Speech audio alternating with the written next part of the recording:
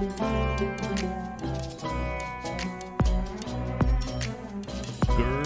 travelers. I'm Josh.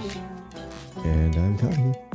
And we're The Genshin guys. Welcome all. This podcast is for fans of Genshin Impact, the mobile game made by Hoyoverse, formerly known as MiHoYo. Here we talk about our opinions, experiences, and dreams about Genshin Impact. If you like our show, don't forget to subscribe on Apple Music, Spotify, or wherever you are listening to the podcast. So before we get started, Kahi, how are you doing today? Finally home after a long day at work. But I still have just enough energy for this live stream recap for 3.1 because holy deshret, there was a lot. And I kind of feel bad that I was kind of slacking on Genshin because I was watching the Cyberpunk Edge Runners. Did you watch that yet? I have not yet watched that, but I really want to. Oh, it's great. It is so good. I don't even like Cyberpunk, but I watched the anime because it's Studio Trigger. But yeah, that's what took up most of my time this week. And what about you, Josh? Anything interesting happened today? How's your weather up there? Oh, so actually, the past 3 days, I was at Tokyo Game Show. And Tokyo Game Show is kind of like, if you guys know what E3 is, it's like an exhibition for new games and for the game companies to kind of show their stuff. I got to play a lot of games that are not coming out until next year, like the new One Piece game. I got to play what's it called? Sonic Frontiers. So good. I'm so excited for that game. And a couple of other things as well. I got to play a lot of indie games too. It was super fun. But it was very loud there. It was very crowded, and my voice is definitely not near 100% right now. But at the same time, really excited because in the middle of all that, I got to watch the Genshin live stream. It was really awesome. Speaking of that, there was actually a Genshin. There was a Hoyoverse live stream for TGS, but they actually weren't at Tokyo Game Show.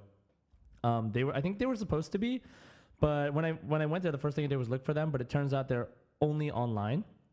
So they basically weren't at the event actually, which was really disappointing because I'm all the way here. I want to do get some merchandise or something, but it is what it is. But anyway, that was a crazy weekend. We have 3 typhoons heading toward us, or some big super typhoon. So on the last day, it was raining like crazy. But fortunately, the entire event basically is inside, so it wasn't that bad. But had a really, really fun time this weekend at Tokyo Game Show. It's the first time that they've done it live in person as an event and not online for the past 3 years. And I went to the one 3 years ago, so it was really nice to be able to go again. But that's been my week, and here we are doing the podcast today. Really excited to talk a lot about the things that we have seen on the 3.1 preview from the live stream. As always, these episodes, we love doing these episodes. We love speculating, but it's going to be a long one, so strap in and get ready to talk about Genshin, or at least listen to us talk about Genshin. And with that being said, I'll introduce today's topics, which is going to be mostly the live stream, but we're going to first talk about our weeks in Genshin.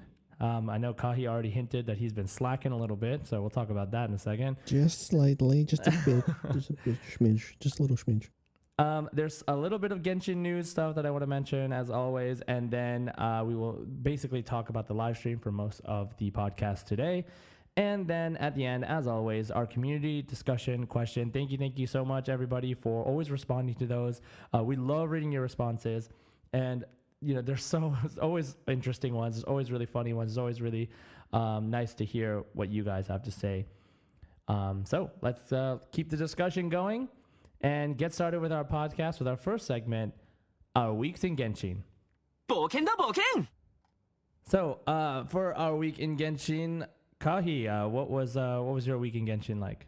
Well, following the live stream, I knew I had to start farming for some Hydro artifacts. I honestly thought I would be farming for the new set from the new domain with the Dendro artifacts, where you can get Elemental Mastery as well. But turns out I'm going to be looking for a lot of Hydro, so I'm farming for that. Just throwing stuff into the artifact strong box at the alchemy table. But I've been kind of practicing with my Kokomi, Kaching, Sucrose, and Mona team. I'm trying to have a mage team, but I still need some kind of melee involved. And I'm finding a pretty interesting combo because Sucrose, when she does her burst, it knocks people up into the air. And what I can do with Kaching is use her skill, aim it up at the air, hit them midair, and I can still hit them with a diving attack or, falling attack, which is great. It looks so cool. But just being able to do like Mona's ult into Kaching's burst, like back to back to back, and just have Sucrose just swirl everyone together and Kokomi just for a healer. It's actually turned out pretty fun. But any new teams on your teams? Any prepping that you're doing for the new characters? Yeah. So actually, I've been streaming a bunch this past week and doing the Tenari story quest. I was actually just on stream right before this and talking with some people about optimizing my Tartaglia. And it's funny that because I also really, really am excited for Candance, that I'm doing the strongbox set for Tartaglia. So like I'll probably get a really good set, and if I get one that I can use on Candance, I might just like switch the set over to her. But yeah, Child is Child slash Tartaglia is like really, really fun. I've been like, he was one of my first like main characters, and I just kind of wanted to buff him because I want to use like more Dendro Hydro combinations, especially if like Nilou becomes a thing later, and just as we go forward. I've been trying to roll for Kokomi and Dori. Those are still the last two characters I don't have of all the characters in Genshin so far, and I have not gotten either of them, and I'm about 40 pulls into her banner. So if I lose the 50-50, I'll probably stop and I'll wait for Cyno and Candance. But as of right now, I'm still going and have no luck yet. And as far as new teams, I was actually trying out Kazuha, Mona, Shunha, and Aloy because I really wanted to do like a freeze comp that like emphasizes like Aloy. So like being able to like pull all the bombs and the enemies together into the bombs, using Shunha for the ice damage. Kazuha, when he swirls ice, it also gets extra damage. Mona to freeze everyone, and for the damage buff before using Aloy's elemental burst. So I was just trying to have fun. Like I really like using Aloy. There's just like, she's not in a lot of teams, and I'm, for reasons, but whatever, have fun, right? Fun over meta. Hey, do you have Klee? I do have Klee. Did you try using Klee and Aloy? Because Klee leaves her little grenades and Aloy leaves her little ice grenades, and if you use Kazuha, I wonder what the reaction's gonna look but I don't like using Klee. I know, but it's like their skills are very similar. Yeah, and I thought about that too, especially about like using Jean and stuff to pull things together. But like Klee is kind of clunky to me, like the way she attacks. So I don't know. I agree. It's like maybe there will be a comp where I will use it. I did like messing with her when I first got her, like using Albedo and like putting her on the platform, like in the trailer, and just like throwing bombs off of the platform. Oh, that's really hilarious! Funny. I love watching that little clip when I first saw it. Yeah, that's great. I love that. I love like making those like cannon teams. You know what I mean? Like that's funny. So with a charge attack too. Yeah, no, I mean like Albedo and Klee are canonically friends. You know, like cannon. I thought you the like wrong cannon. Cannon team. Wrong cannon. Yeah, of course. Glass cannon. Yeah. So that's been my week in Genshin. Yeah. So let's move on to the news and then live stream. We have so much to cover. Let's get started with Genshin news. Okay, quickly, our first news to cover is that Albedo, speaking of Albedo, had his, quote unquote birthday. We know he's not like a person, but I guess it's a day that he was made, September 13. And that's the only birthday that we had so far.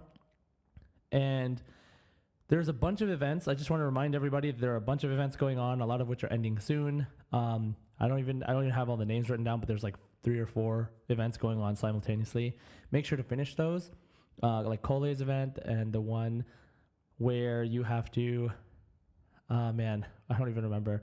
There's a couple of different events going on, so just don't forget about those. And the next thing I wanted to mention was that besides the live stream, there was another stream the day after the live stream. For those of you that don't know, for Tokyo Game Show. So that's where I went, where they were doing everything online. At the Tokyo Game Show 2022 Hoyoverse stream, they talked about Genshin. A couple of the voice actors, the Japanese voice actors, were kind of reminiscing on their times playing Genshin and their favorite moments in the game, the story so far. And they also mentioned the collaborations that Genshin is doing with several shops and brands in Japan specifically. So the convenience store chain Lawson, they are doing a like a Hu Tao and Yoimiya theme kind of collaboration, which is really great. And they're also doing a Sweets Paradise, which is a little restaurant, like a sweets restaurant in Japan. They're doing a collaboration. I'm actually going to that one maybe once or twice, because every week that they're doing the event is the week of a different character's birthday, or they're at least celebrating a different character's birthday. So there's actually a reason to go multiple times if you want some of the different merchandise that you can buy there. There's a lot of cool Genshin merch there. So if you live in Japan, definitely worth checking it out. And there's also like a sort of perfume or cologne line. I'm not too sure, but they're doing a collaboration as well.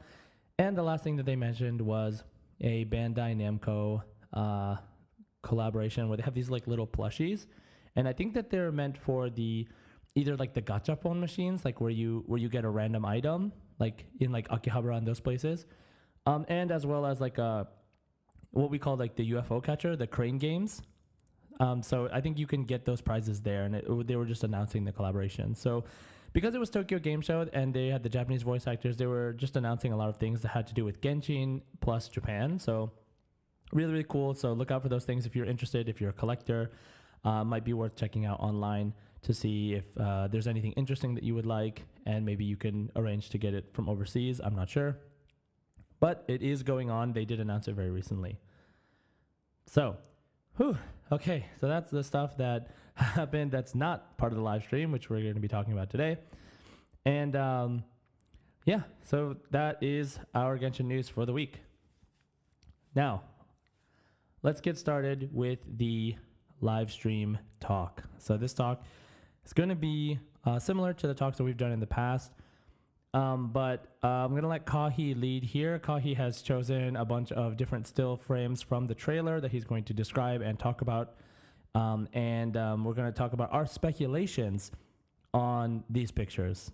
And of course, we don't know anything. We don't know the story ahead of now. But we love to talk about it. We love to guess and just, be completely wrong or be totally right for no reason. Like, just have fun talking about the content that we're really excited for. And now that we have our long-awaited desert coming to Sumeru to finally be playable, there's so much. There was so much in this trailer. So if you haven't seen it yet, the live stream, I recommend that you pause right now. You go watch either the whole live stream or just at least watch the 3.1 patch preview trailer that's like a couple minutes long that shows a little bit of the story, a little bit of the new characters, as well as the new environments. So without further ado, Kahi, go ahead and get us started. Alrighty, so the live stream opens up with actually a character demo, a little cinematic showcasing all their little moves and their voice lines. And we'll definitely get into that in just a little bit. But for the rest of the actual live stream, they go in a certain order. So they began doing a deep dive into, first of all, the scenery and like the story of the area and the zone, and just kind of the implications of what everything looks and how it ties into the story as a whole. Now, to begin, they talked about design languages. I believe earlier when they were introducing Sumeru, they were talking about how Dendro itself, the element, has design languages like life and wisdom and, energy and stuff like that. So the area, which is called the Deshret Desert, named after the Scarlet King Deshret, the Deshret Desert has 3 design languages, and those 3 are death, which is, of course, the antithesis to life, and then the second one is mystery, and then the third one is technology. So you can definitely tell that these things are going to be recurring themes. Everything you see in there has to relate to some of these at some point. Even the local wildlife will kind of mimic these as well.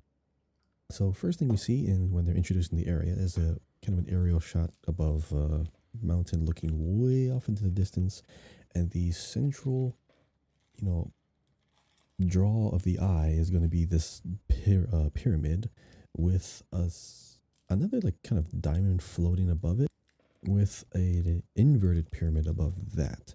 So from this vantage point, we see that the pyramid is going to be visible at all times from pretty much everywhere in the zone, with exception to some cliffs that are like you can be on the other side. But it's like a big central part of this area. So that the desert is again called the Deshret Desert. What I kind of like about this, and when they were talking about it, they actually sent their developers to a real desert for inspiration, which I gotta respect. It's like you can always do your research from sitting at your desk, just look They up stranded pictures. them there for one But week, right?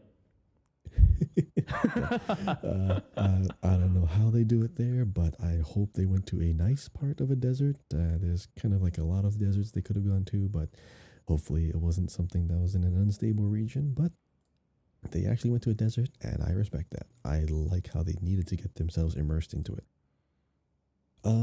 Then the next one we have a picture of Aru Village, Aaru. Of course, everyone's gonna be like, "Oh, it's pronounced Aru or Aru." I don't. We just see two A's. Aru Village. It's kind of a hidden village in this kind of broken canyon with a lot of bridges are gonna connect these broken up areas. Of course, it doesn't look too developed. This particular village, I think, is a lot bigger than we think.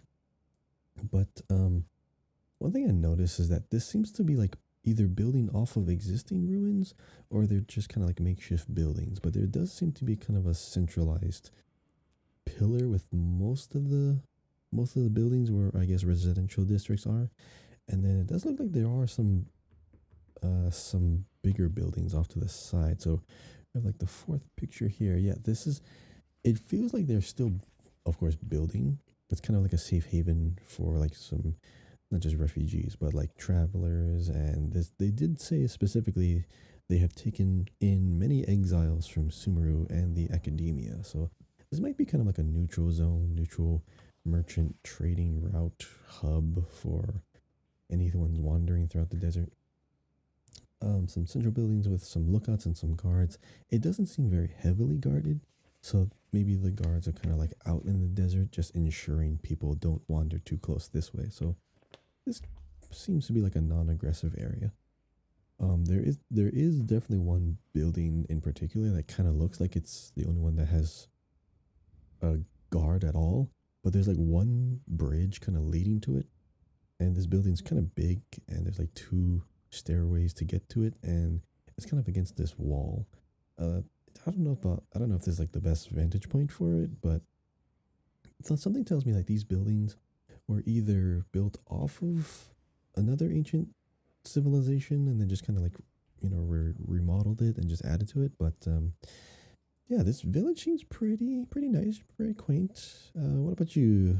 What about you, Josh? What's your first impressions of this village? Yeah, I mean, being a desert village, like having to kind of take advantage of the environment that they're in. They seem to have found an environment with some trees, and it's got these like the towering sort of like rock formations that provide some shade and shelter from any sort of natural things like I guess like sandstorms and etc. And the fact that it's like on this sort of uh it's sort of like suspended above like a big like abyss. I think it's a lot easier to defend from like outsiders and enemies. But yeah, it looks like they really just tried to build what they could around this structure, and it's pretty interesting because it kind of reminds me of Sumeru City, which is kind of like built around like a giant tree, and it's kind of like the opposite because it's in the desert, built around a giant rock. So I think if you put those like two cities next to each other, they look really similar, but yet they're in totally different environments. Um, but yeah, I mean it's really really interesting. Yeah, they did talk about having this persistent theme of opposites when they went into this whole 3.0 patch in the first place, like how Sumeru is going to be the luscious, very well developed, very rich environment, and then we have desert where everything dies. So this kind of keeps on point on that theme. But there are going to be people who still thrive no matter what environment they're in. So after the village, they're starting to talk about the open areas and what you might find out there in the open desert. And there is of course, an oasis. I don't know if this is the only oasis, but there may be more. One interesting thing I noticed about the oasis, like the picture they showed of like an overhead view of the water. I mean, of course, very, very shallow, but there's a fishing spot. So I'm not sure how the fish got there, but yes, there are definitely going to be some things you can fish out of the water. You can tell by these circular ripples that indicate that, hey, you can go there and interact with your fishing pole. It'd be kind of weird to have like a fishing pole vendor or some kind of fish vendor around here. But it would be pretty interesting to see what you could fish out of it. But I just wanted to point that out. Now, they then started to go further and further towards the pyramid. Now, the pyramid is called the Mausoleum of Deshret. So a lot of ancient technology revolves around this dude. And just to recap about it, Deshret and Rukkhadevata, their clash created the desert. I believe that's what their folklore or their ancient history texts were talking about. So, of course, they're going to make the biggest thing in this desert going to be dedicated to him. The Deshret Mausoleum, you can definitely go into it, obviously, but there's a lot around it first. There's a lot of puzzles, a lot of mini games, and they said they made extensive use of the miniscape structure, loosely meaning that there's mini puzzles all around the pyramid. Now, I kind of like these because it's going to fill that emptiness around the pyramid, not just, hey, take this one path to the pyramid and everything cool is in the pyramid. No, there's actually cool stuff around it and, of course, below the surface, too. They have a lot of mechanics, a lot of mechanisms to activate. One thing that I thought was interesting is that they have this floating game. They have, like, sandglass time trial. Just hit all the sandglasses and then you pass. But they have this thing called Transparent Ruins Challenge. Josh, do you see the slide that I'm on right now? The transparent ruins where you're kind of like running. Yeah, I on remember the that part in air. the video. It was really, really interesting. First thing I noticed was what's below. Okay, if you fail this, do you just drop down below, or is that just art and you just fall to your doom? But can you just go down there intentionally? I mean, you should, because there's like cool stuff down there. There's like a whole like hallway and a whole doorway to like another room down below the challenge you're supposed to be on. So I kind of want to intentionally fail the challenge just to go down there. But there's like a chest at the end of it, so I'm assuming you have to have characters that can move quickly. And then they pull out in the demo, they pull out Sayu and then just use her ability, just spin right across it. Yeah, I Thought that's remember pretty that. funny. Like you have to have a character that has like a speed boost, or like Mona or Ayaka, whoever. But after they show like what's going on around the pyramid, we have these things called the primal constructs. These were those like small little triangular pyramid sentry enemies that are going to be littered around the area. So primal constructs. I didn't think these were going to be related to ruin guards, but they were referred to as just ruin machines. So I guess ruin guards, ruin machines is just like a very, very broad description of ancient mechanisms from back then. But they definitely have their own strong, unique theme to it. I don't know if they're related to all the other ruin guards we've ever seen up to this point. There is, of course, that giant malfunction. Well, not malfunction. That giant downed ancient ruin guard. That huge one that's in that one canyon, kind of a little while ago, and it's just arm extended, like it was chasing something. It's just there. These are very unique. They're more technologically advanced as like the themes that they were talking about earlier. And then there's a picture of like their idle animation. They have like this hollow screen that they kind of are looking at or inspecting. So to me, it looks like they're either scanning something or communicating or just logging something. So these things, if they were built primarily to be sentries. They just might be scanning the area. But if they're like talking to something else, maybe they're big boss on the inside. Maybe there's like another original use for them. But Josh, do you think these guys are gonna be hard or just simple trash mobs? What do you think? I think they're just like the sort of medium level, maybe like kind of like the wolves in Azuma. Like they're like the harder than the normal enemies. You kind of have to think a little bit when you're fighting against them, but they're still pretty easy to get around. Yeah. You know. Yeah, so their attacks. You see the picture that I had? Like I zoomed in on the beams that these little ones are shooting out, so you can tell like they're bluish. Of course, they're very very straight, so they're lasers. But like the kind of glow around them is more like uh, it has a lot of right angles into it. So this is you can tell it's technology. It doesn't look hydro because it doesn't look wavy, but because it's blue, do you think this is true damage or like hydro damage, or is it Nah, like another this is unique type of? this is either this is like this has to be true damage. Like there's no way. Like Yeah. the Okay. Hydro doesn't make sense, right?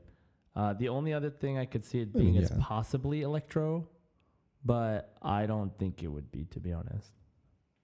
What makes sense is electro, but then of course everything electro out there usually carries like It's a purple, yeah. very solid color of purple, right? But the exception to that is when electro interacts with water, and of course you see blue electricity, but that's just so that you can visibly see that, hey, this is going to shock you. So Exactly. yeah, Yeah. I'm leaning towards true damage. So Hmm. if true damage is going to be like more of a recurring type of damage our enemies are going to inflict into us, it might not be that far off where we see a true damage character or enemy, because we have Eula who's built off all physical damage. So Right. if they're Exactly. Like bringing her more burst, right? sources, right. If we're bringing more sources of true damage into the game, this is kind of a good transition towards that.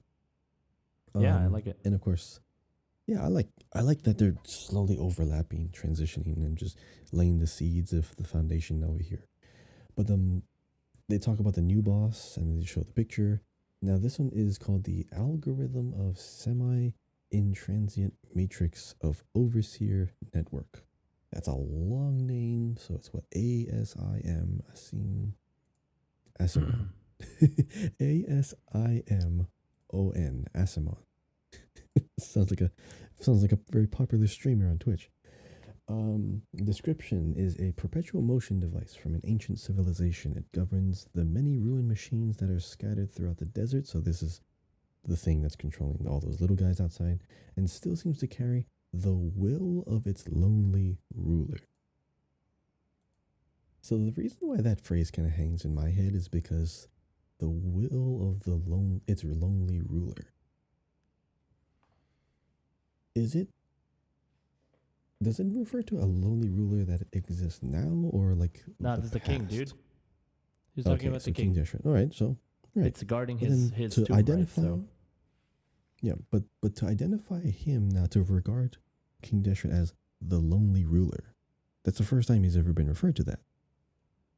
I don't remember hearing any other person call him like this. It's not like it's a in quotations either, but it seems to carry the will of its lonely ruler. I don't know what that implies really, but was King Deshret kind of just a solitary person? Was he ruling with an iron fist and no one was around him? Did he not have a council, or how did he rule? How did he govern? maybe it's referring to the fact that his tomb is so far away in the desert, and it's kind of I isolated. mean, yeah, it could be that too. I Yeah. mean, that makes sense. Like but it's lonely I just thought it now was interesting to because give he's him this dead. title. Yeah. Yeah. Well, yeah, that makes sense, I guess. Okay. I just thought, is that a story thing or no? Hey man, it's okay. Looking too into it is your thing, so keep going. I know. I love speculating. I love spitballing. It's great. They show off the attacks. The attacks are flashy. I like it, but it seems like very projected, like like in WoW or in Final Fantasy. It's like, hey, big area, step outside the area. Okay, cool. But here's a cool fun mechanic that I thought was interesting. The core, unlike a lot of the other hypostasis bosses, where the core is exposed, now you can attack. Oh, you have an opening. The core disappears just entirely. It goes off the field. You cannot attack it. It just straight up disappears. And you just defeat parts of the boss all at once, or like at a time. I think that's actually pretty cool because it feels like you are making progress towards killing the boss rather than, oh, you attack the core. If you don't get enough damage and you don't attack all the other pieces, it heals. Like, I just like slowly making progress, not just letting something happen and they just, oh, I didn't heal this one thing. I don't want this boss to heal like the other hypostasis Oh my god, please. because, like, please no. That's just, Yeah. it's annoying. Especially for like the people who haven't really built up a lot of their teams because even we're in a patch where Dendro is the focus, so a lot of people's teams have shifted. And now if they're not as leveled up, they got to keep switching, finding better team compositions just for this one boss. Well, I'm glad they gave us those 10 teams. Yeah. remember like that. Most of those bosses that heal like that, like they like to stop them from healing. You have to make sure that you're type matching the element, like the opposite element. It's not really like about like how much DPS you can do in a short amount of time. Like Well, the other ones, yeah, I know what you're saying. Like you have to have Hydro to like apply, right. like get rid of like a pyro shield. But there's that one in the dragon spine, the cryo hypostasis. You have to like run around, use a charge attack, and shoot it into the middle. Otherwise, it just heals. It's just Right. I don't Yeah, like but undoing like all of your DPS up into that point. yeah, true. I mean, yeah, like the deep undoing your DPS up to that point is like what healing is, right? But like I would say that if you're playing the boss right, even if your team isn't up to snuff on DPS, as long as you make sure that you are doing the mechanics, the boss won't heal. Does that make sense? So it doesn't really like it shouldn't Right. like you don't need to have you can have a level 1 character run to each of those things and charge attack it and send it back and then he won't heal. Like it doesn't your level doesn't matter. Like it's more about making sure that you have the right team to fight against this boss and that you are actually doing the boss's mechanics. So I think it's okay like that it's been like that, but I also think that on those times where you're not like either 100% paying attention or whatever, like when it does reset and you aren't up to snuff, then like you're right, you lose a lot of time and it doesn't feel good. So I would just like them to have some other kind of variety, like maybe he gets a shield or something instead of like he heals his health, like something that doesn't make you feel like you started over. So that could be a thing. Also, did you notice like he's using the lasers too? Maybe he's using true damage.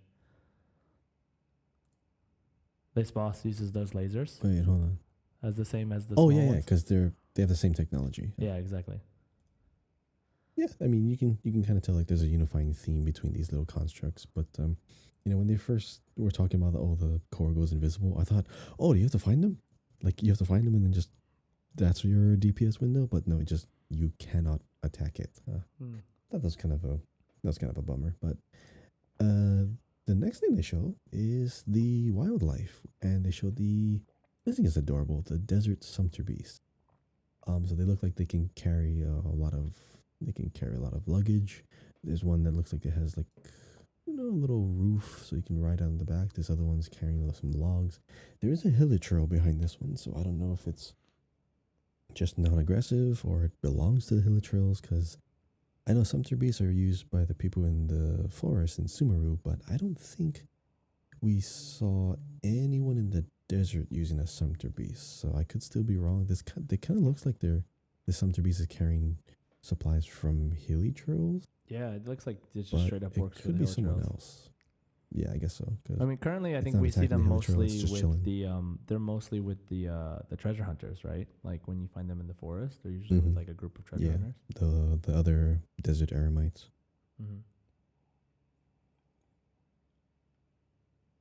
So next picture we have the vultures. Now the vultures, is this the thing that was flying when this whole thing started, when this whole live stream showed this area? Because we saw that big red bird in the sky. I thought it was a dragon just straight up. Oh, maybe. Yeah, I didn't even it could just be that.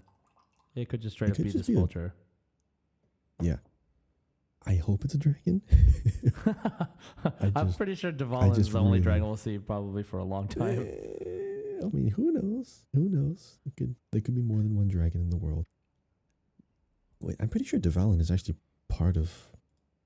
Okay, I mean, I'll look into it later. But these vultures, they're pretty big. They might roll in packs. They might swarm in packs. So They could be like the flying wolves. Oh man, that would be horrible.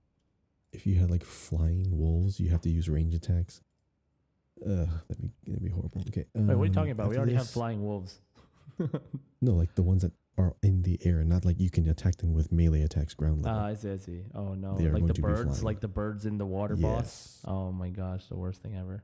The specters. The tiny specters are even more annoying because they're just small and just slowly, gradually going out of your reach. And you know that's partially Oh why god, I'm a they're annoying. Yoimiya main, and I love archers Oh because I yeah. don't have to deal with like this stuff. Like, Not wrong. That's a solid team comp, and they're good for short. I mean, close range and long range. But the scorpions, I mean, you don't even know when they're gonna pop up because they can actually come out from the sand on the ground. I don't know if there's any indicator that hey, there's something here. Because what are the? There are some. What are those hydro? Oh, not. What are those dendro slimes? The one that just hide on the ground, but you can see their leaves on the head. those are just What are dendro they? Do you know what slimes. they're called? Oh, just dendro slimes. Okay, I thought Yeah. that had a specific name, but I don't know if No. these scorpions that can just pop out of the sand will have any kind of visual indicator saying, "Hey, there's an enemy here." I kind of don't want them to have that because it is a better surprise when you're in like the middle of the desert, in the middle of a puzzle, and then just scorpion appears out of nowhere. I think They're that's they're better. they're That'd be funny. probably. That sounds so terrible though. Like it sounds like the I first time want it'll it be to. funny, but then after that it'll just be annoying. You know what I mean? Like maybe the Yeah, first I time you guess see so. it, like it's like that. But Mhm. I think that it's gonna have like some sort of like the sand is moving kind of like thing, and then like it'll just Or pop yeah, up, like dirt, like or like its tail displaced sticks dirt. out Yeah, or something like that. Like tail sticks out first, and then bah. yeah. So as far as like scenery and like wildlife goes, it kind of wraps up right around there and just goes into this still image showcasing that there's gonna be two acts in the Archon Quest, Chapter 3, Act 3, which happens first. I believe that's going to be in Sumeru, starting there. Dreams, Emptiness, and Deception. Then Act 4, King Deshret and the Three Magi. Dreams, Emptiness, and Deception. I believe that's when Dottore and Scaramouche should be making their appearances because Act 4 seems to be very hyper focused on the desert and what's out there. Dude, So can you say I'm Scaramouche again? thinking what Scaramouche? Scaramouche. Scaramouche. Scaramouche. I don't Will know, you just do the the way you said it fandango? had so much like so much flair.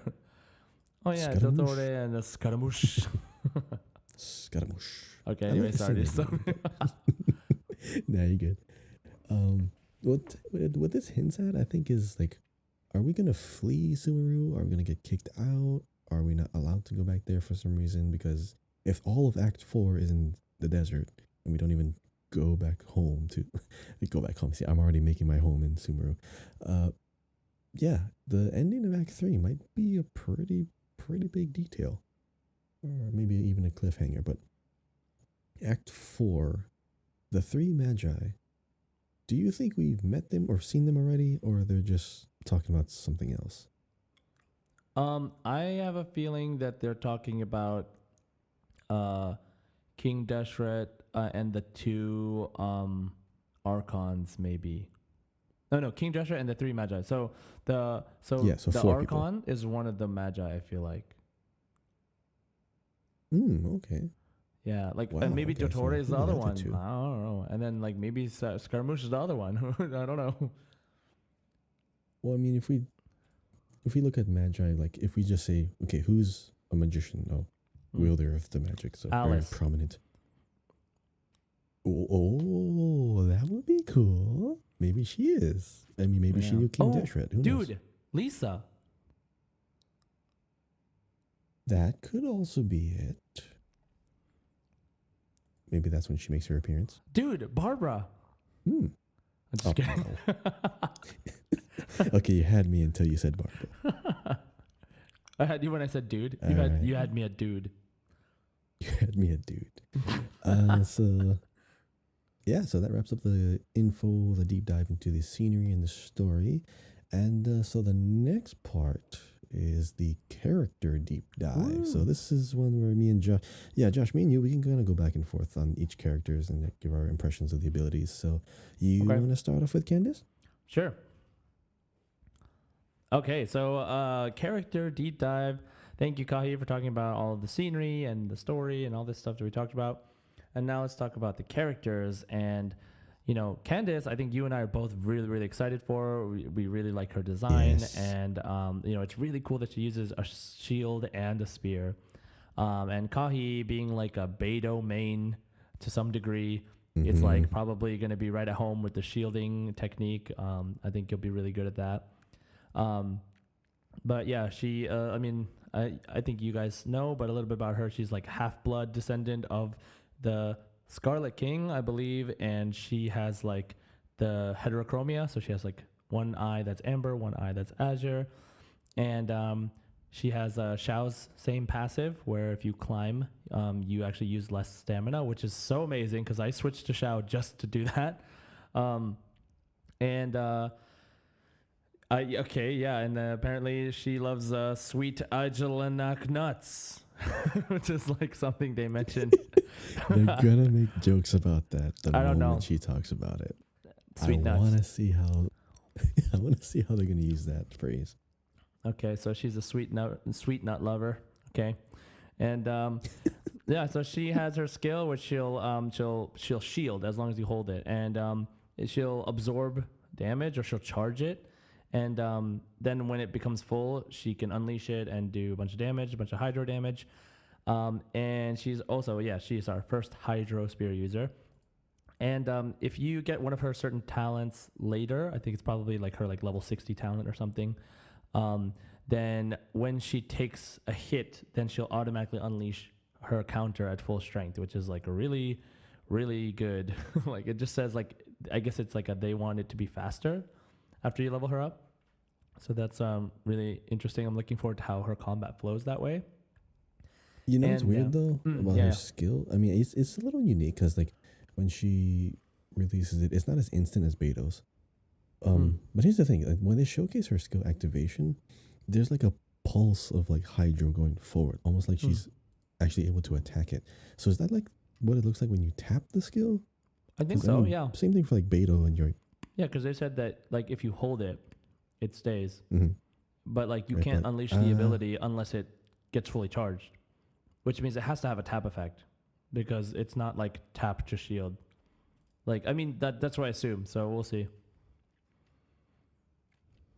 yeah. So I mean, would be pretty cool to use it in just like a normal attack rotation. But yes, she has that counter, which is going to be like her staple move, the one that everyone's going to use the most. Right. Looks cool Her too. bursts. Oh, okay, wait, Yes, wait. I Let me get the love it. burst. Okay, so Hmm. so first of all, her skill when it's fully charged, the shield, it will like do AOE water damage, hydro damage in front of her, um, and her burst is the first time that we have a hydro infusion for swords, polearms, and claymores, and increases elemental normal attack damage apparently. And this is really great because what's good about her infusion versus like Bennett or um, the one more person. Wait, Bennett or who's the other one? Chongyun. Yes, Bennett or Chung Yun. They give infusion to swords, polearms, and claymores. But she gives Hydra infusion without using an area of effect. So you can just turn it on with her burst, and then you can switch characters, and that character will have Hydro infused attacks for a set amount of time, which is really, really good for moving around the battlefield, for being more flexible with your rotation. So I think that's going to be really, really strong and interesting. We're going to probably see a ton of interesting comps come out of this. So, we'll see. This is going to be Yeah. really strong with Rosario, just because it's going to be an instant freeze, Yeah, I think so. and then you just go to town, and they're both spear users, and they're both hot. Yeah, I was curious about like if people would use it on like someone like Razor to do like electro charge, but I think because Razor like levels up with physical damage, it might not be a thing. But yeah, I mean, I'm just really curious to see what people will come up with, right? Yep. I'm trying to find out if there's any other person I really want to pair her with. I was thinking maybe Zhao, but then I don't know if I want to use Well, because it his doesn't ult in the override. middle of it. Yeah, exactly. Yeah, so it doesn't, and it's just normal attacks You're too. gonna probably which want to is use good. it with like, I mean, you could probably use it with D-Luke actually. So like, when you use his in between Oh, his you're skill, right. yeah, to vaporize. Oh yeah, vaporize and yeah, it's spaced out very evenly. Oh yeah, yeah. Yeah, I should but do we'll that. see like how Oh. long it lasts and et cetera, et cetera. But it seems like a really interesting and viable combination. But remember, we gotta like think about every Hydro character now in the context of Nilou, who we were talking about after this, and Dendro characters. So yeah, like I'm really curious to see what kind of teams will come from that, as well as like in the future, what kind of like Dendro that other characters will provide. Like we only have 3 Dendro characters right now, and there's just so many possibilities for what kind of moves we can get in the future and what kind of comps we'll have. Wait, you mean but, 2? Wait, 2 now, 1 coming, right? Well, we have Later. 2, and we have 2, and we have Traveler, who is like considered. Oh, right. Yeah, who's considered like a decent Dendro character. So I'll just count him. Yeah, Yeah. actually pretty good. So all right, can you talk to us about Cyno? All right, so Cyno is the general Mahamatra. So for those of you who didn't look into the word, Mahamatra is a kind of like peacekeeper sheriff kind of role in like a society. This one, Cyno in particular, of course, he has his broad sense of, well, not broad, but maybe like a more simpler sense of justice. The more I read about his character, I swear he is literally the Zhao of the desert. Because I mean, he's like very like uptight. He has like a very serious attitude. He's just very like goal oriented. He's very serious about his work. But he has his quirky sides too. He in particular is known for making bad jokes and having to explain them when no one laughs. So maybe that's gonna be like how we meet him for the first time, for like super awkward meeting. That'd be funny. He's also an avid card gamer. I believe this is going to be because there's a card game getting introduced into the game later on. I'm so we'll excited talk for about that. in just a little bit. It looks pretty cool. It's still early in iteration, which they admitted to, so they're still going to add more onto that. I like It's that just beautiful. also kind of getting caked into the lore as well. It's not just, hey, there's a separate thing on the side, but no, they're aware of the game, just like how even the mini game events they're aware of it. Now this is an interesting fact. He avoids, knowledge or like learning new information because he's seen what craving knowledge, especially ancient knowledge, can do to people. He was, of course, but he was known to be students with Lisa, so they were classmates. They learned alongside each other and understood why Lisa had to go back to Mondstadt, because they were noticing people were kind of getting carried away with other knowledge. But however, he still upholds academia rules. So he needs to have a goal in order to have like a reason to kind of do what he does. Because as a person who is a Mahamatra, there has to be some kind of moral framework or rules and laws that they're adhering to in order to fight and keep those rules in play.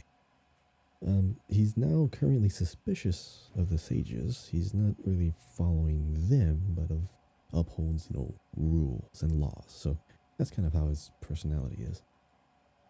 As far as like his character bonus, when he's on an expedition, he'll get bonus rewards. So if it's more than 20 hours, he is going to give you extra fruit or extra pine cones or extra nuts. Who knows? And then he is going to be the first one that has an extra story quest throughout 3.1. He and I believe Nilou are going to have their own story quest. It's kind of sad that Candance doesn't get hers, but what are you going to do? She's a 4-star. But you know what that means, yeah. right? She'll get a hangout. Ooh, that might be better. Yeah, but actually it prefer would have been that. nice if she had her own story, but Yeah, true. But actually, you might be right, because we actually can find out more because you have more dialogue paths and you get those close-ups. But yeah, Josh, you want to go into the abilities? For Cyno's abilities, right? So he has some really, really interesting and unique new mechanics. So he has like a sort of Xiao's-ish, like hop and dash, like electro slice thing as his elemental skill. But then when he bursts, it's similar to Razor, where he kind of takes on like this wolf. He has like a wolf spirit take over him, sort of. And it's a little different from Razor, where Razor is also attacking while the wolf spirit is attacking with him. But in this case, Cyno actually gets taken over by the wolf, and so he doesn't have physical damage. He just attacks with Electro, and he gets an increase in elemental mastery. It has a lot of range. We don't even know exactly how this will work yet, as per the official live stream. But if you, there's a couple of interesting things which we don't know all the. I don't know all the details yet. Wait, actually, I don't know if you know the details, Kahi. But okay, Kahi, if you know the details, correct me if I'm wrong. But if you use his skill during burst, then it extends the duration of the burst. Is that correct? I believe that's what they said, yeah, but they did have subtitles being translated from Chinese language, so there could be some kind of specifics that got crossed up and lost in translation, but that's what I read. Okay. Using the skill during the burst will extend the duration by a bit. Okay, so we'll look that up a little bit later. But as far as his burst form, has this really interesting new mechanic. While he's in burst form, when you're fighting, there will occasionally be like an Egyptian-looking eye that appears on the screen, like a golden eye that covers your whole screen and puts the middle of your screen. It puts Razor at the middle of your screen with like a big golden ring around him. And if you press your skill damage, you press your elemental skill with the timing of that eye showing up, then your skill will change a little bit and do more damage. It'll be a bigger AoE with extra like electric blade wave things, and it's really interesting to have that kind of mechanic. It's sort of similar to like Raiden having this like mechanic where her skill is always present on the screen, but it's a little different in that like I don't know, it takes up your whole screen and demands your focus. Like if you can do this, then you get rewarded for it. And so I'm really curious how that's actually going to feel when you're playing. Is it going to be like, does it feel like it's going to get in the way? Is it going to be annoying? Is it going to be too bright for some people? Because Electro is already really bright, and then having this like golden eye might be a little bit too much for effects on the screen. But very flashy. Yeah, but it's a really interesting concept, and I'm curious to see how well it will actually be implemented and how it'll feel. Excuse me, and how it will feel in game. So, yeah. So his skill similar to Xiao's Electro, but then his burst is, gets full Electro damage, but then has this like these interesting mechanics with the eye, as well as like the extending duration of his burst supposedly with his skill. So we'll see how that works out in the future when we get to try him. You know what I just realized about Cyno? He's also a little similar to Raiden Shogun, because both of their Electro bursts have things that are themed around an eye, or like a vision, or like piercing through a dimension of reality. Right. So I don't know if like that's something unique to Electro, because I don't think any other burst or ult or skill like looks like how Electro does this. Like, I mean, Raiden Shogun's like Electro slashes appear out of like thin air from apparently like through some kind of dimension. Same thing with Cyno. Like his abilities and his slashes like are calling forth an eye through your vision on your screen, and are kind of like ripping through reality in a way. So yeah, it's like kind of fourth wall breaking. Unique. Yeah, it's unique to Electro. It's funny you mentioned that he's like Raiden Shogun, because I just remember that I saw like the Gotcha Gamer video that he talked about the closest character to Cyno right now would not actually be Razor, but it would be Raiden Shogun, because they kind of once you activate their burst, then that you got to be selfish, and you just they have to be on the field. Like they're the ones on the field, they got to do all the damage, and so you kind of set up your whole team around that, in making sure that when you're ready to do your burst, like you have all the support you need. And so, Xiao. Yeah, so like Xiao too, exactly. Animal so like can't be overridden. Like pure DPS play style where you have to be a little bit selfish with the amount of time they spend on the field. So yeah, we'll see like what kind of interesting comps come out of this. But Well, lastly, would you like to talk about Nilou or Kahi? Yeah. So Nilou, of all these three characters, I mean, I'm definitely gonna roll for Candace, but Nilou is probably the most unique of the bunch because they also said that she has specific buffs if you have other kinds of like elements in your team. So for Nilou, she only has three basic attacks first of all, but it does make sense when you look at her skill and her kit. And before we go on, her character bonus is she can cook extra stamina foods, so you might need more stamina with her. But oddly enough, her attacks don't consume a lot of stamina. So she has a sword dance skill, and this has a lot of variation to it. So when you activate this skill, it of course immediately does an attack and gives you like a stack, like a little glowing dot above your head, kind of like um. Oh my goodness, I already forgot his name. Was that the character, the wind character? Uh, what was the animal character that punches? Hazo? Hazel, right? So I already forgot about Hazel because we left him far behind. Just went right into Sumeru. How So dare these, you? I'm sorry, but yeah, you have these little visual stack markers. So you cast the skill, you get one stack. You do two basic attacks, which are now like hydro infused, and you get a total of three. When you have three, if you do another normal attack, you'll send like a big hydro blade wave like forward. That counts as a sword dance being performed. So of course her skill, her descriptions is gonna say that kind of damage is a sword skill or this is a skill damage. Now, when you have three stacks, if you press the skill ability button again, you'll instead do I think two like spinning attacks overhead, and it's just more melee damage, but you kind of like lunge forward. So both of them will have some sort of range going forward, going after characters, but her attacks have like a really wide reach. So it's not just like a melee character; she could potentially be hitting characters in the air. But the reason why I like this kind of system. You can change how you attack midway through your attacks. Like I don't just do normal attacks and then when I'm done with my normal attacks, then do the skill. I can weave it in and out, like normal attack, skill, maybe some more normals, then a skill, or the skill going right into the other skill, and you're doing a dance. I like animations like that. I like combat that feels like a dance. Like, you know, you played Assassin's Creed Brotherhood.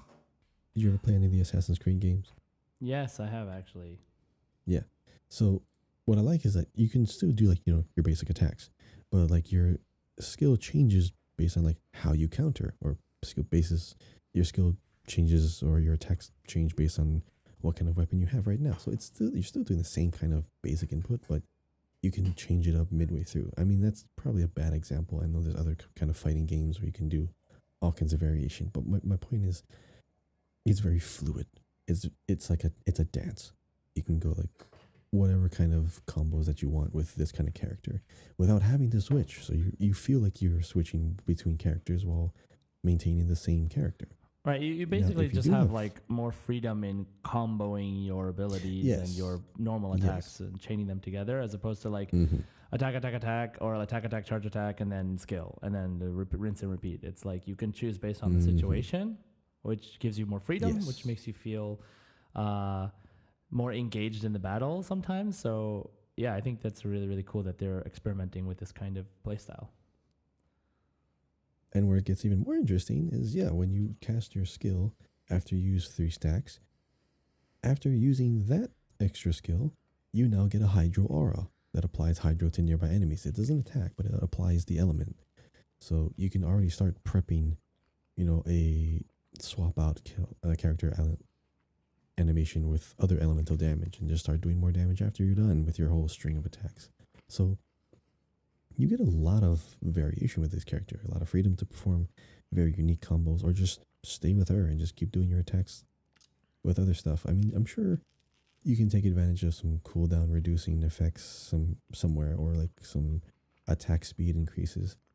Um her burst, I mean, it's pretty simple. It's just one big AoE burst around you. So this could probably be like if you're trying to attack a boss or attack like a big mob and you're kind of getting overwhelmed, just cast your burst and just they all go away. It doesn't seem to do anything special, but it does apply like a little hydro effect, kind of like Mono's burst bubble. It will do an instance of attack or damage to them, but after a while they'll get damaged again by that same water or by that same hydro. So either she's gonna be OP as hell, or she's just gonna be really good. But then this next part gets even more interesting because she has a special kind of party boost. If there's a Hydro and Dendro on the team, the sword dance that she used makes better bloom effects. And after 3 sword dance steps, your team gets an elemental mastery boost, and the bloom effects, of course, now get better. So you are encouraged to use her with Dendro characters, which could either be Kale or Traveler or Tainari. I think she's going to only be useful in teams with Hydro and Dendro, but I still want to put her in other elemental teams as well. But what do you think, Josh? Do you think she should be used with only Hydro and Dendro, or is she going to be secretly powerful with other kinds of teams? What do you think? So there was a similar discussion to this in the Gotcha Gamer video as well, and basically, the difficult part about this is that for people specifically who want to optimize, like you have to put her in a team with Dendro and Hydro, and there's very limited characters for that right now. But the thing is, like, of course, as always, you can put her in any team you want. Of course, if you can find some other way to make it work and not worry about, like, maybe your goal with her in the team is to apply water and not so much to, I don't know, do whatever, like do Hydro Dendro damage or do Hydro Bloom damage. Like, if that's the case, then yeah, you can probably just use her in another team. You could even use her in like a freeze comp, I'm sure.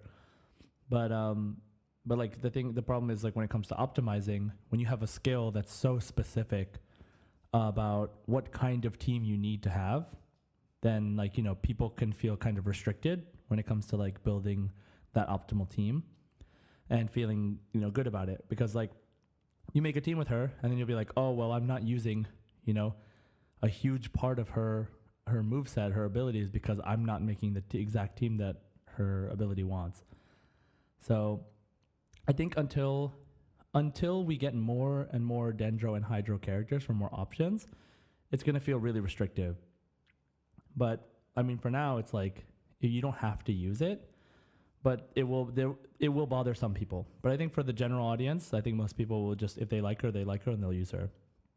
So you know, it's just the different kinds of players. Depends on what kind of player you are. I mean, as far as like what my first impressions are of Nilou, I just like how her attacks have such a wide area. Like you can attack like multiple mobs in like one basic attack and just do multiple skill effects. I'm sure there's artifacts. Getsu got Tensho. That's the first thing I thought of when they saw that Hydro wave come out. Wait, when does the anime come out? Later on this year, right? Yeah, I think so. I'm so excited for that. Yeah. I'll look it up later. And then it wraps up the character live stream or deep dive with the wish schedule. So there's 2 phases.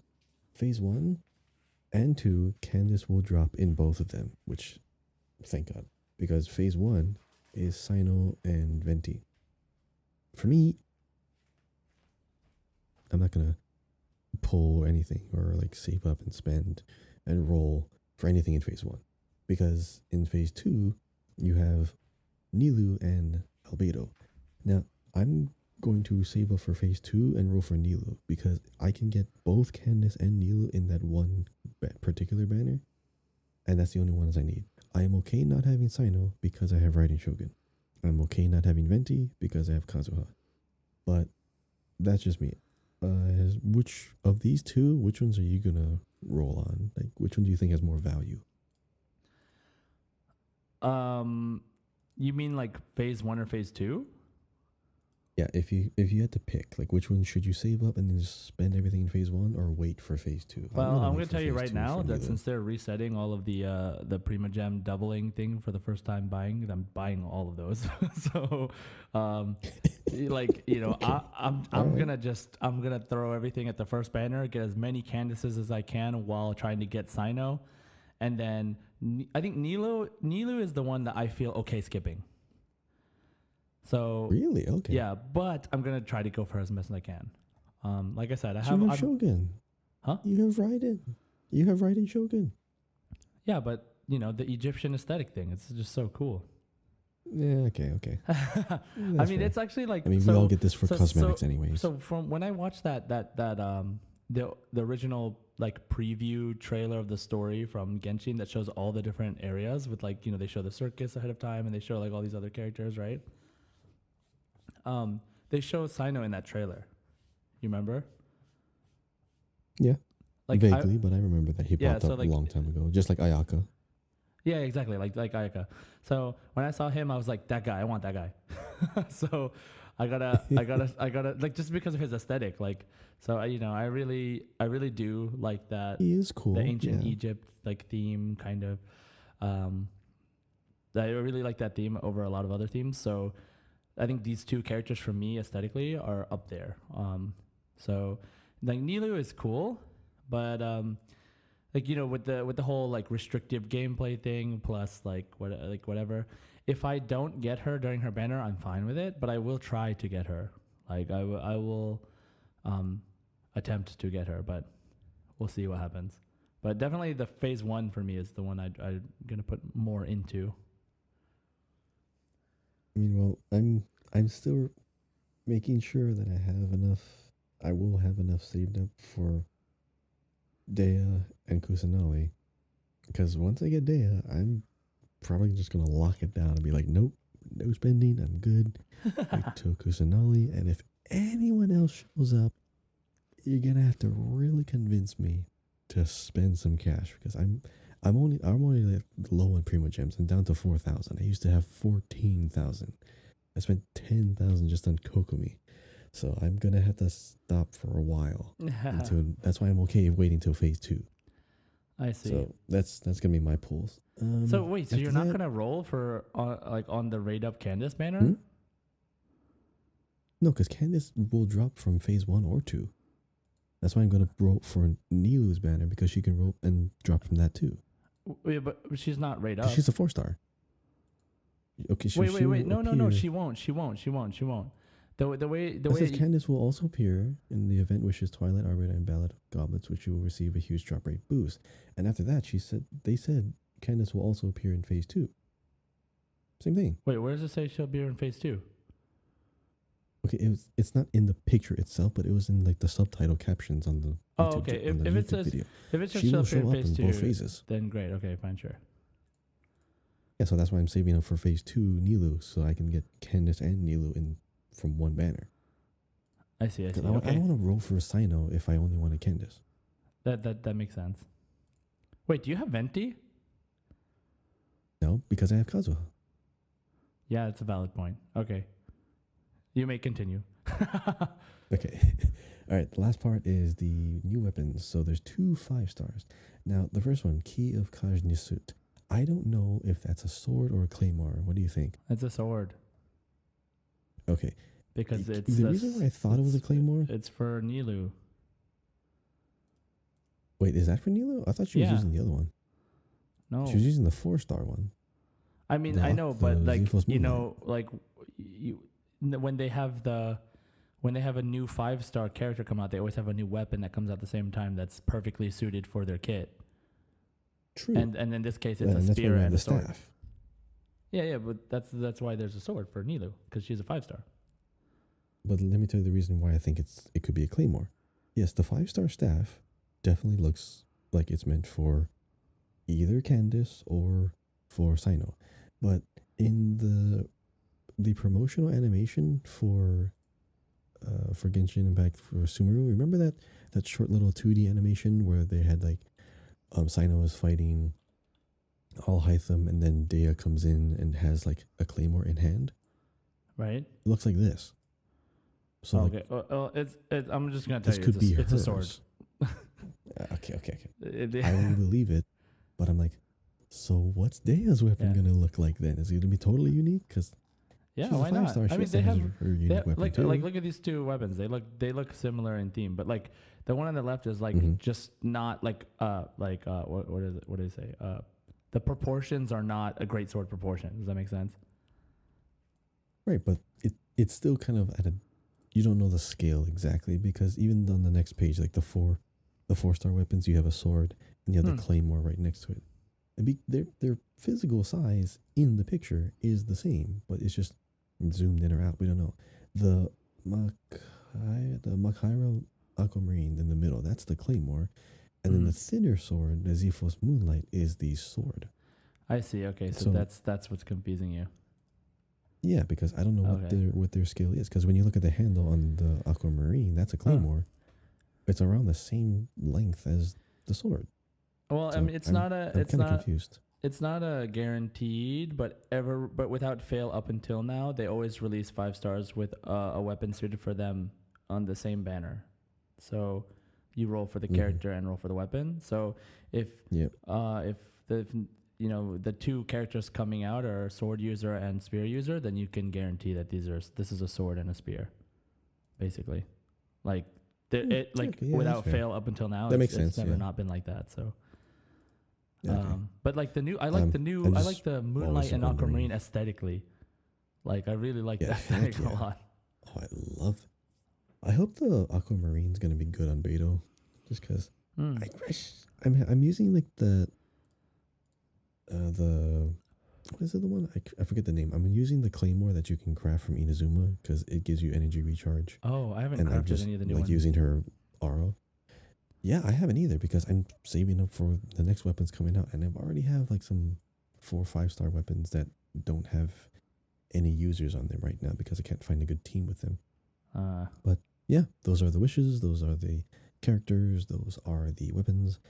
After that, they kind of start wrapping up with a few other extra announcements, and we have the Mondstadt minigames, which also have some cool little story progression, story plot thickenings, or if you want to call it.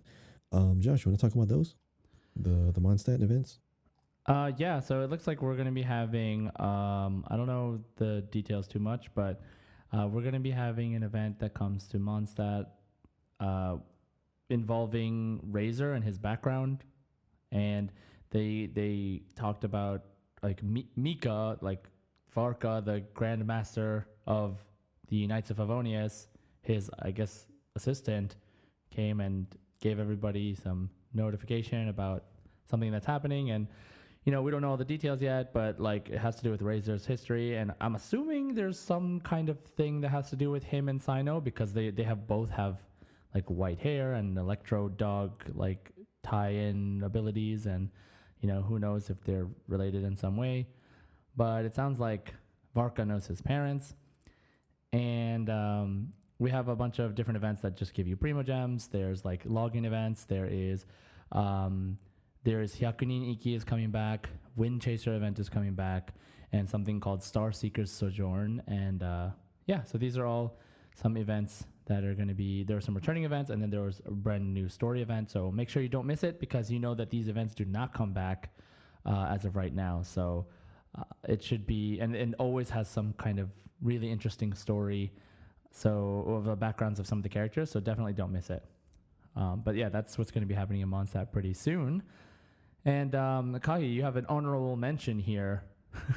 Yeah, before we go into our final segments and our final announcements from and recaps from the live stream, I found this on Twitter actually from Mr. Tavat Tabloid. I believe this is just like a channel that talks about news kind of stuff. Ellen from the Mondstadt Daily Commissions, the one that we had to go and show her how to defeat all the training dummies in one hit. The wannabe knight. She's actually, the wannabe knight. She actually is wearing full-on knight armor now. So she most likely got a promotion or actually got a position as a knight, which is pretty cool. Let's just hope that it's not them reusing the character model. Oh god, I hope not. I really hope not. That'd be kind of embarrassing. They're But like, hey, we haven't used this character I model in a long want time. it.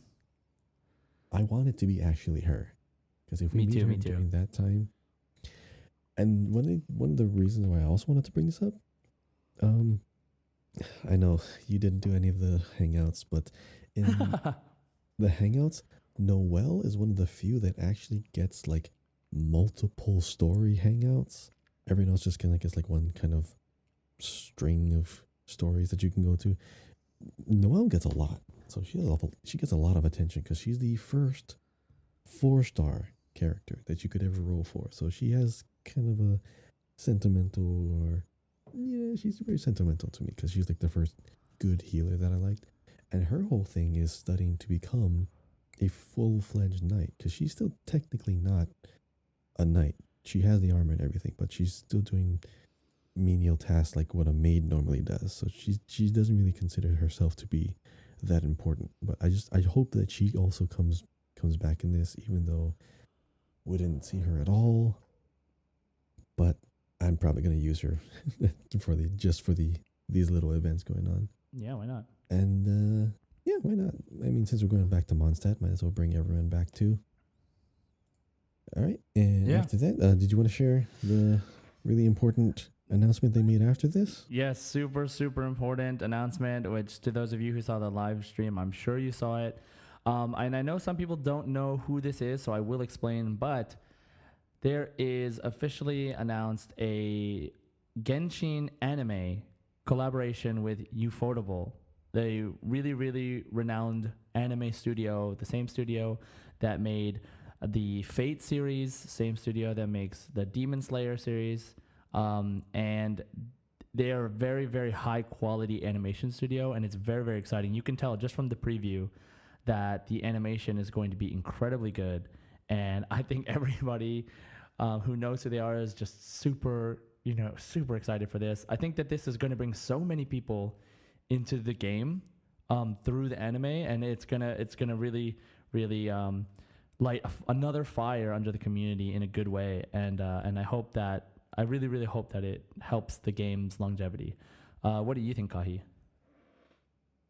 I love it because I know this company is also very well known for their use of 3D CGI VFX, and I'm not talking like 3D like animations because the characters are going to be hand drawn in 2D, but I'm talking like the visual effects, like the I guess the light trails, and you have the explosions and the particle effects, just like how when you've probably seen a Fate series as well. For those of you who are listening, you've probably seen some clips of Saber, you've probably seen some clips Or of Demon Lancer, and how Slayer? they're doing all their, yes, of course, and how they have obvious, 3D wisps and like shines and like explosions going on while there's 2D drawings in the background.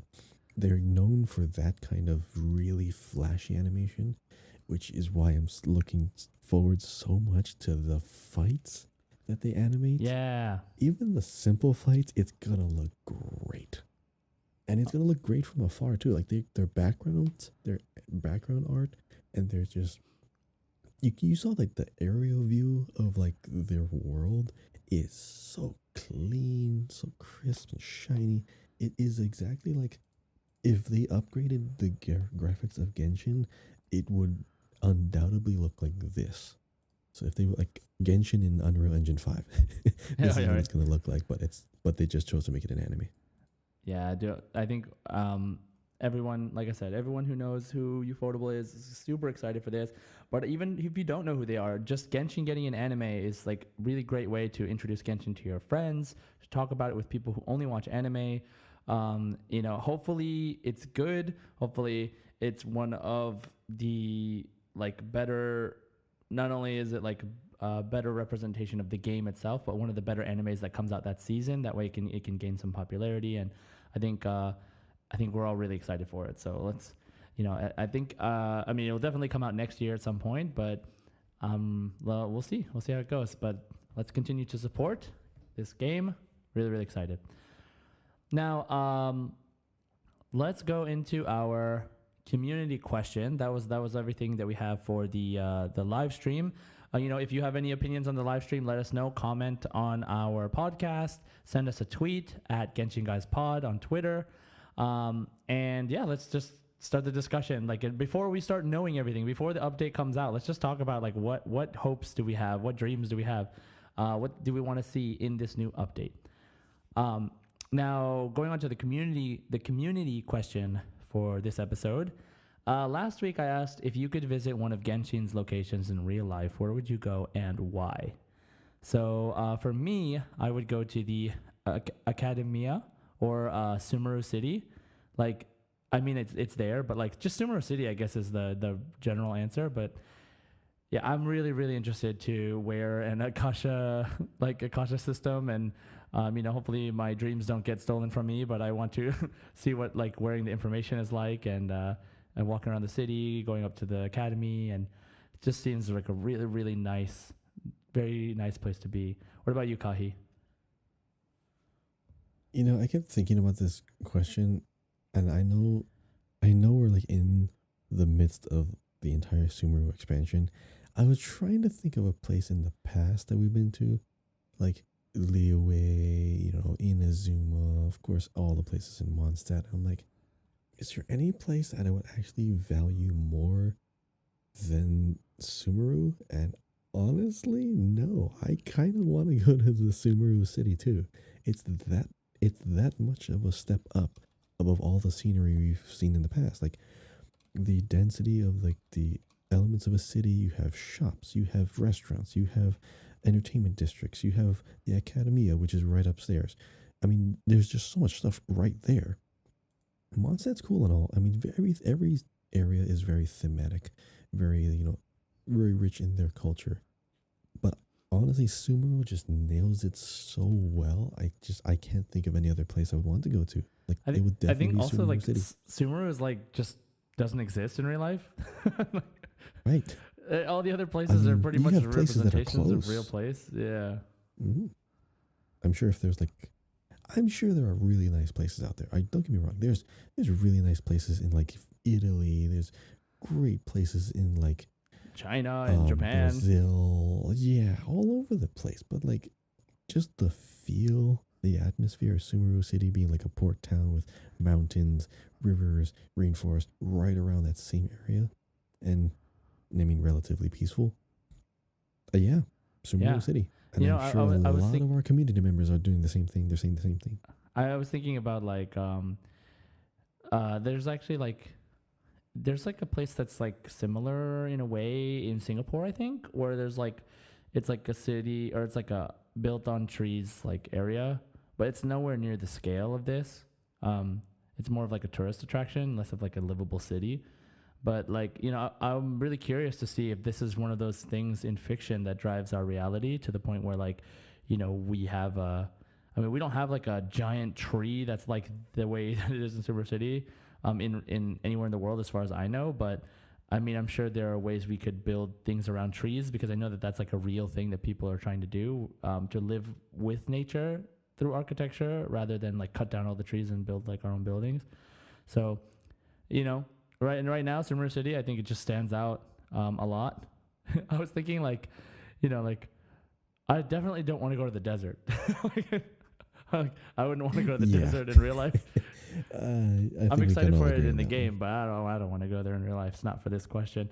So, okay, so for our community, we have Alexis, who commented, Mondstadt City because it's so pretty, and we first came to Mondstadt as our first Archon too. I overall just love Mondstadt. The vibe and everything is amazing. Yeah, I think Mondstadt, as a beginner city, it's comfy. It gives you like this really, really chill vibe. The music is so good. The music is so chill, and it really just gets stuck in your head. And to most of us, like Mondstadt was the game. Like, when we first started, when there was only Mondstadt in Liyue too, it's like you're in Mondstadt 50% of the time, basically. So you are, you're just exploring. The first time we're exploring Genshin, it's like these open green fields. Every time they show previews for the game, they show like Mondstadt, right? They show these like open green fields and the European style buildings. It's just really, really clean and really nice. It's the nostalgic pick. The nostalgia, just purely for the memory, and it's comfortable. It's comfy. Like it's not busy at all. I mean, it still feels full and lush, and there's nice. It's nice scenery. I like it. The buildings tall. It feels like there's a lot going on in there. I mean, people like European countries. A lot of European countries are gonna love this kind of aesthetic. Even though right? like there's even though Liyue is bigger, even though there's more that happen in Liyue, for it to still have that hold on people, yeah, I can understand that. Mondstadt is great. Okay, so while we're on Mondstadt, we have the Traveler who commented Mondstadt because I would like to try out the Wing Glider. Okay, yes, because that's where you get the license. So I think that would be a really good place to go for that. Yeah, good point. Um, Venti, someone named Venti, commented Mondstadt. Everyone seems so happy. I love that, like the vibe, right? It's just so happy. I think that it's it's just bright. It's just a bright place to be. Um, I wonder if you can say Deluxe happy, but it's a different story. So someone commented from Spider Ramen. I want to go to Mondstadt because I was born in Germany. All right, so it reminds you of home. I like it because I think there's a lot of influences Mondstadt gets from Germany. So definitely would make someone from Germany feel right at home. But then, it being in Genshin, it would of course be different from actual Germany, so it'd be really, really interesting, I'm sure. So we have Rox Akuma says, I want to go to Liyue. It's just so amazing. I think Liyue is the most, compared to, with the exception of like the Sumeru's like desert and forest vibe, like the half like duality. Liyue itself is so diverse. Like there's so many different kinds of places in Liyue, like the rock forest, the islands where like Zhongli threw all the rocks or whatever, and like there's that area. There's the Liyue Harbor. Mm-hmm. There's the mountains. There's like where the Adepti live. Like it's so huge. Like and it's super varied. I think that Liyue has the most to see as one area. So yeah, I'm curious All where those mountains. Rox Akuma would want to go in Liyue because Liyue is so huge. Like Mondstadt, you can say I Yeah, want to the go to Mondstadt. tallest It's like mountains in the game. yeah, The scenery from high above to way down below. It's very deep. There's a lot in there. yeah. So let's see. Next is Stan Luna says I would like to go to the Grand Narukami Shrine as it's pretty, but Sea Gazer's abode is a must if the music that is there exists as well. Yeah, I almost think that if we're including the music in each place, that this becomes a different conversation because then maybe Oh, I would completely, yes. I would go to Port Ormos, Yeah. so Like if someone was playing that like aloud, like from like a rooftop and you hear it throughout the entire region, yeah. okay, that changes exactly where you would want to go, yeah. So wait, where would you go, Kahi, if music was involved? Oh no, because now I have to think of all the soundtracks because there's like it's so good. I would love to hear all the music all the time, but now I Yeah. gotta think more. I have to take another week. All right, another week it is.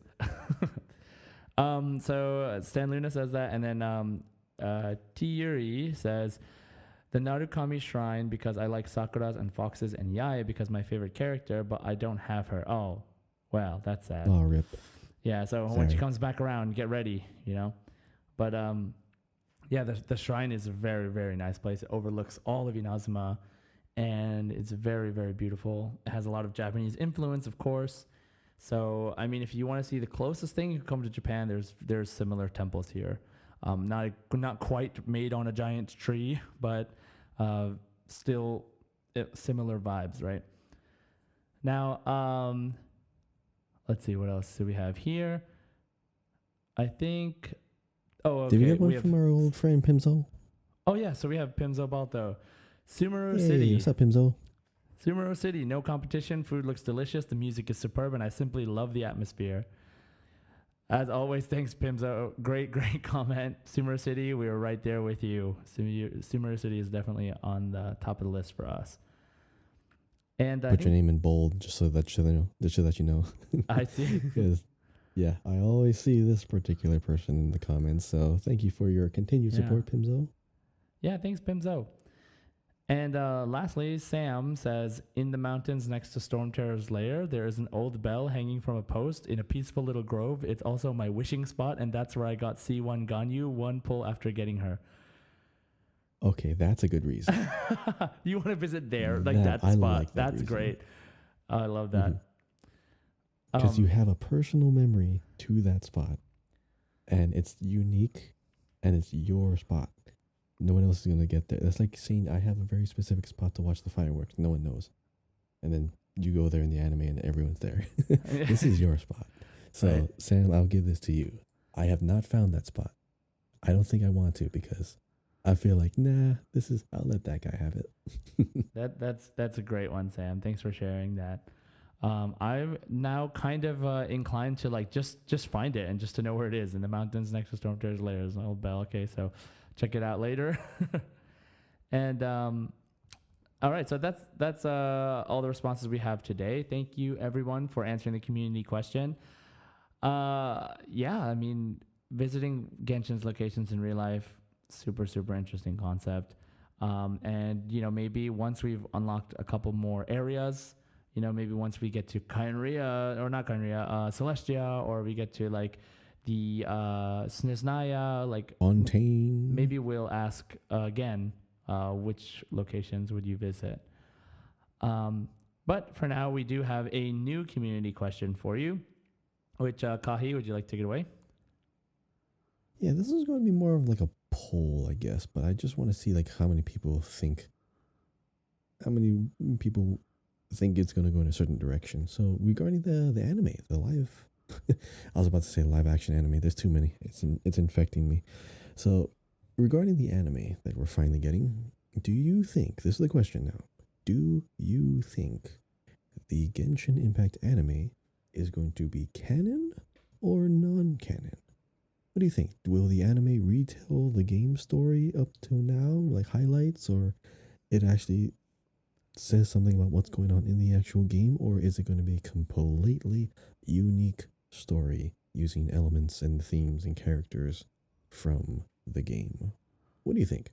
Canon? No canon? Is it game inspired, or will this inspire the game? I'm curious. All right, so that's our community question for next week. Feel free to comment that wherever you are listening to the podcast, and let us know. And next week we will read it off as we always do. And that wraps up our show for today. Everyone, thank you so much for listening. As always, if you could, we would be super grateful if you could leave us a comment and a review. And please follow us on Twitter at Genshin Guys Pod. As well as me, I stream on Twitch at twitch.tv/jside, and my Twitter is on our Twitter, but it's at jside gaming. And don't forget to subscribe on Apple Podcasts, Spotify, wherever you're listening.